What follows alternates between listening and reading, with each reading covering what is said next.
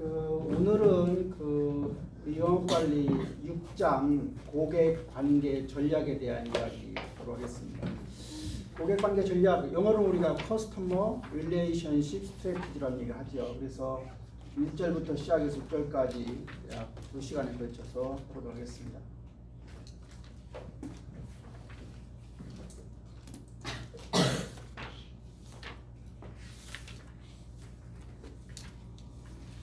첫 번째 우리가 고객관계 전략, 고객을 커스터머라고도 하는데 어떤 때는 어카운트란 말을 쓰기도 해요. 그래서 어카운트 릴레이션십 스트래티지라고 하는 것은 뭐냐, 그래서 회사가 고객과의 어떤 관계 맺기를 좋아하느냐, 그 고객 관계 맺기의 유형을 우리는 고객관계 전략이라는 말을 씁니다.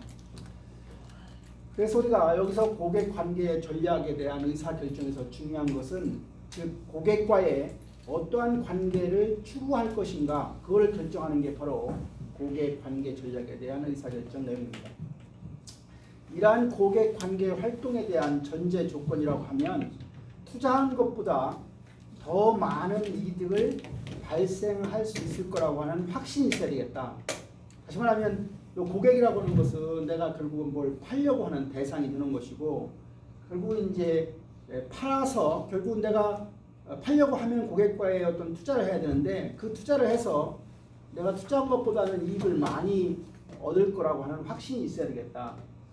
고객이 공급업체와 밀접한 관계를 형성하기를 원한다. 여기서 공급업체는 뭘 파는 사람이에요. 주체가 되는 것이고, 고객은 이제 물건을 사주는 사람 입장입니다. 그래서 이 고객이 공급업체와의 어떤 밀접한 관계를 형성하기를 원해야만 결국은 고객관계 활동이 가능할 수 있는 거다.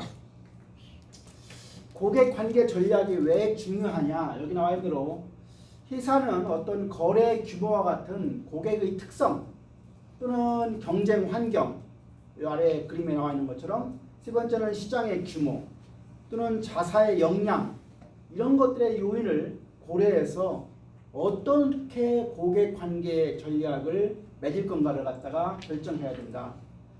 다시 말하면 정해진 고객관계 전략이라고 하는 것은 바로 정해지게 되면 영업사원의 영업활동에 영향을 미칠 뿐만 아니라 영업관리 전반에 걸쳐서 영향을 미친다는 사실이다. 이 그림 보면 좌측에 나와 있는 것은 고객관계 전략에 관련된 선행요인이죠. 그래서 고객의 특성이 어떠냐, 또는 경쟁 환경이 현재 어떤 상황이냐, 또 시장의 규모가 크냐 작으냐 이런 것, 그 다음에 공급사의 어떤 자사 역량을 얼마큼 가지고 있느냐, 그런 것들에 의해서 고객관계 전략이 형성이 되면 그 고객관계 전략은 바로 어디에 후행적으로 영향을 미치냐면 영업사원의 영업활동 전반에 걸쳐서 영향을 미친다. 뿐만 아니라 영업관리 활동에 영향을 미치기 때문에 결국은 채용이나 교육훈련이나 영업조직의 구조를 어떻게 할 거냐, 또 영업사원들의 어떤 성과 평가는 어떻게 할 거냐, 또는 보상 체계, 우리 컴펜세이션 시스템 어떻게 가져갈 거냐, 또는 영업관리자의 리더십은 어떻게 가지고 가는 게 좋겠냐, 이런 것들에 영향을 미친다고 볼 수가 있습니다. 그래서 우리가 고객관계의 전략이라고 하는 것은 바로 고객관계의 유형을 결정하는 건데, 그 고객관계 유형이라고 하면 크게 두 가지가 있다. 한 가지는 결국은 영업사원, 영업에 대한 유형이기 때문에 거래적 영업,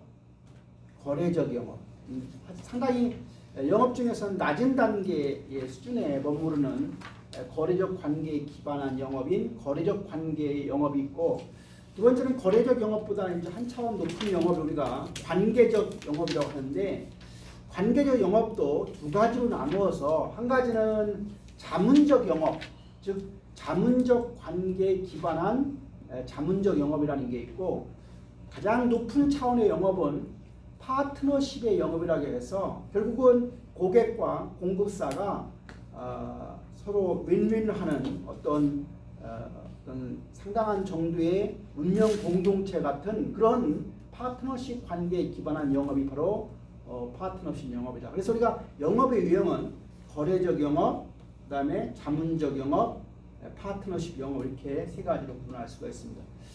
그래서 아래 도표에서 보는 것처럼 우리가 일반적인 전체를 영업의 어떤 수준을 100이라고 본다고 하면 보통 60 정도까지를 우리는 거래적 영업이라고 하고 60부터 90까지를 자문적 영업이라고 하고 90 이상 상당히 그 공급사와 결국 고객과 밀접한 관계뿐만 아니라 서로 이득을 갖다가 윈윈하는 관계로 가면 우리가 파트너십 관계라는 말을 씁니다.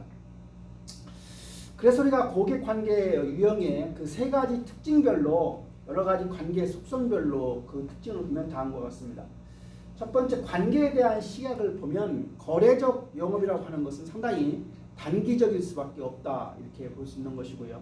반면에 자문적 영업이나 자문적 영업 또는 자문적 관계 또는 파트너십 관계라고 하는 것은 단기가 아니라 상당히 장기적인 관계의 입장이다.